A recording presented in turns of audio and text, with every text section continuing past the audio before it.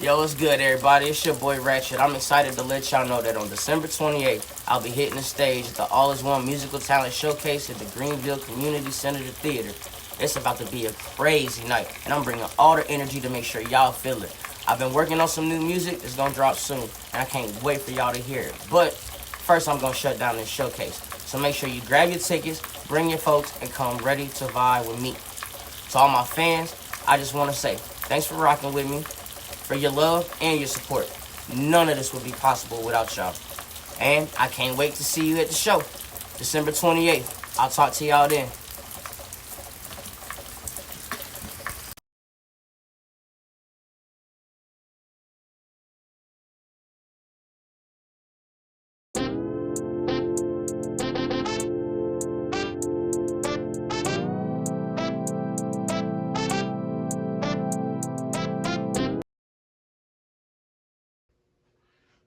Yo, what's up, everybody? It's your boy, Almighty World Trotter. Welcome to Almighty World TV's first episode of Live from the Couch. Hosted by yours truly, Almighty World Trotter. And today, we got the phenomenal, the groundbreaking Ratchet.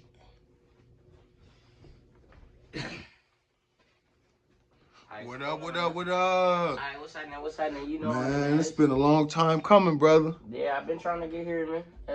Hey, man, listen. But I'm here, so I'm cool with it. The people been waiting for a long time for something official. Yeah. The people waiting on the music. They're waiting on the shows. Yeah. They waiting on more product. Yeah. They want merch. They know they're with the Ratchet.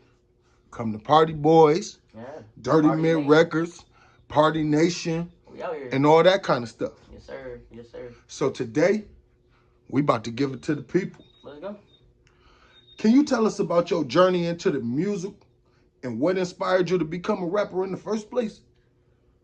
Music's always really been a part of my life since I was a kid. I used to dance around, listening to Michael Jackson, and actually like imitating him to where I really wanted to be a dancer and a singer type. So you used to be in the kitchen trying to learn how to do the moonwalk.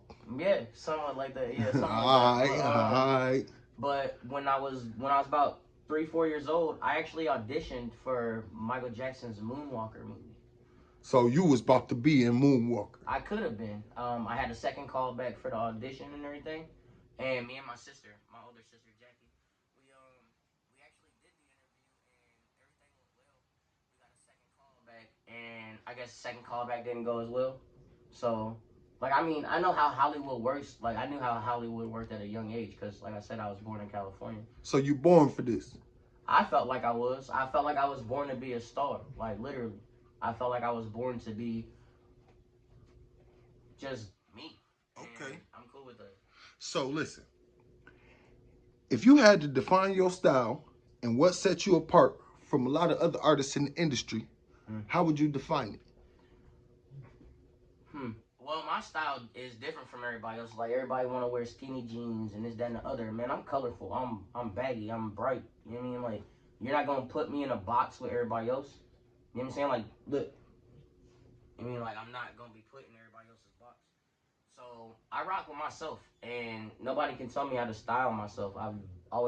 I've dressed like this since I was like 5-6 years old. So when you get rich, if you could have a stylist, would you get a stylist? Yeah, but she'd only have to go according to how I like to dress, though. All right. It wouldn't be the same as like how she styles everybody else. I don't think that's the same. Like, she goes and picks out their style.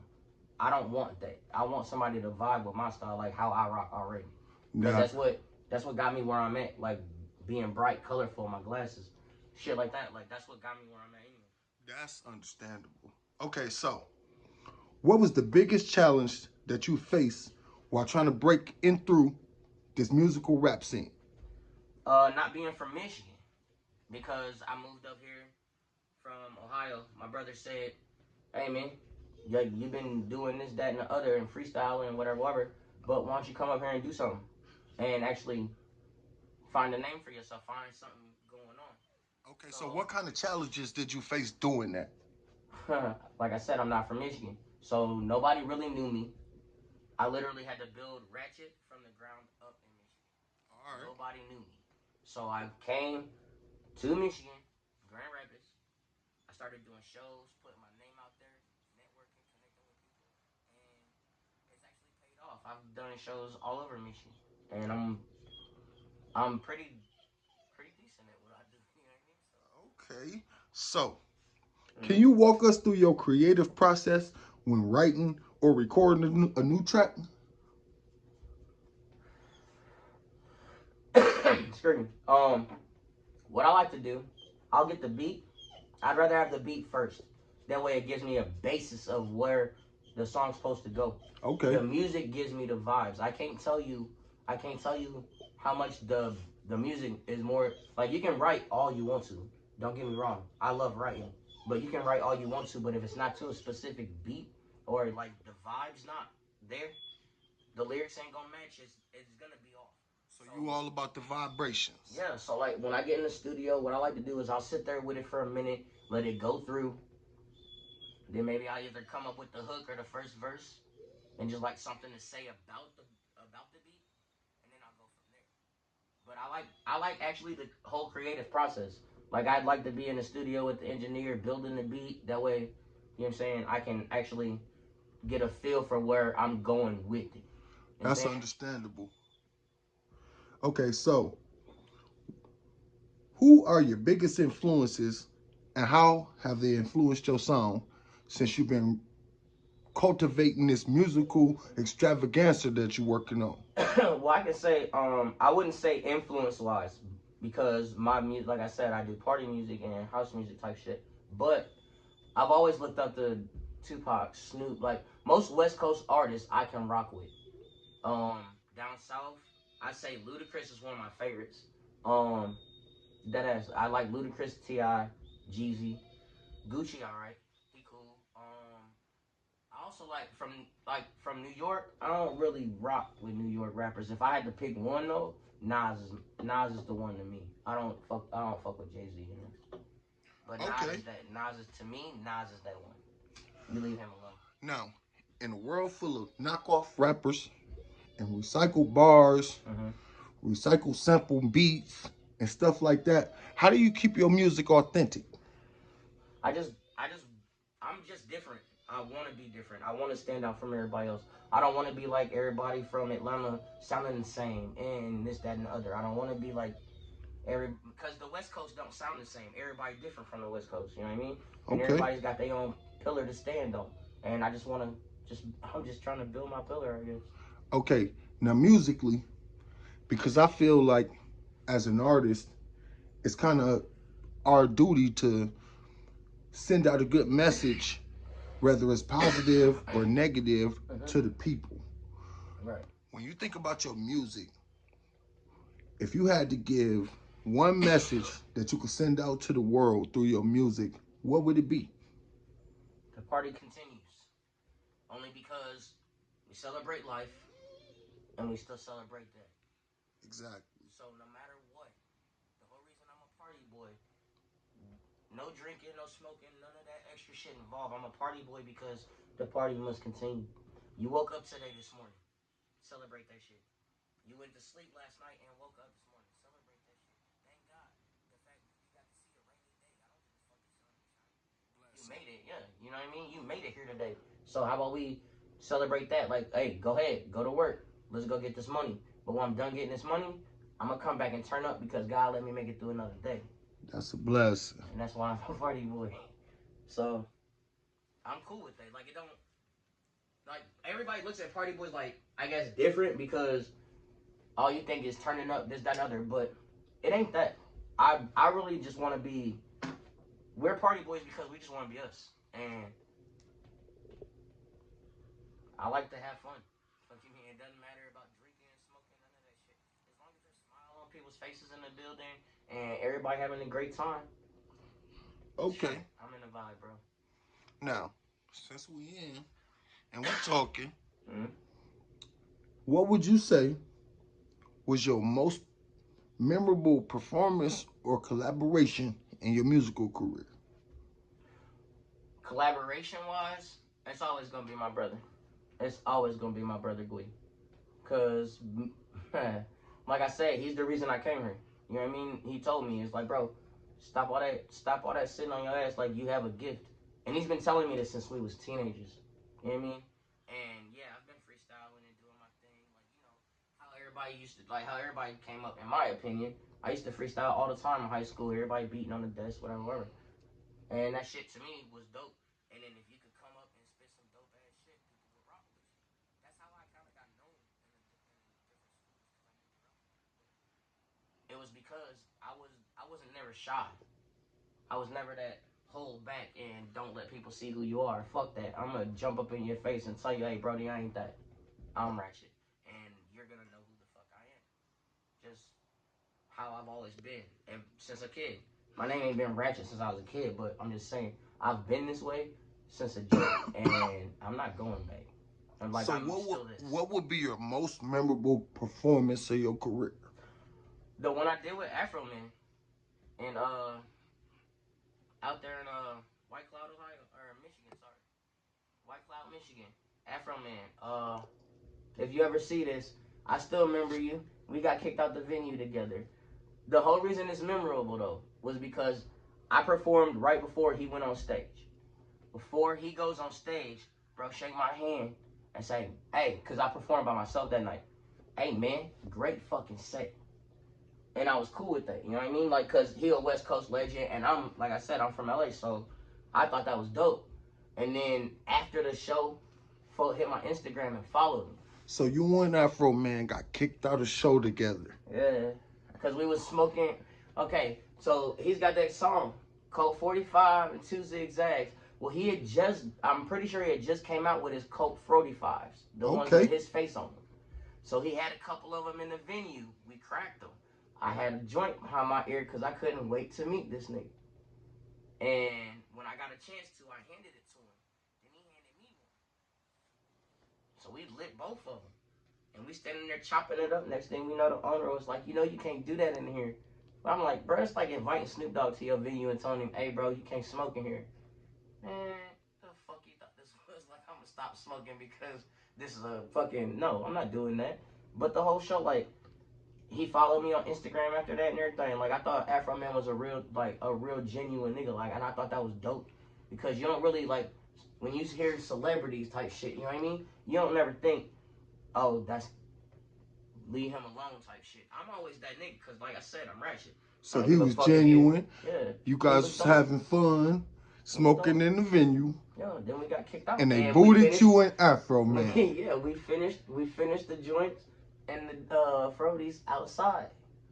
And I was cool with that. I thought that, like, that to me was probably one of my most epic nights. Now that's outside, a very memorable moment. Even outside of performing with Jelly Roll.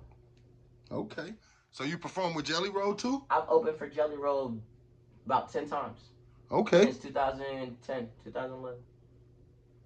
Before Jelly became what he is now, he used to be on the underground rap scene, like, for real. And that's how I know Jelly from back in when I lived in Nashville. So you've been out here a long time doing this music on your musical journey. Yeah, just trying to figure out what my lane is, pretty much. That's all. Okay. So if I could ask this, for me and the people, where do you see your career in 5 years?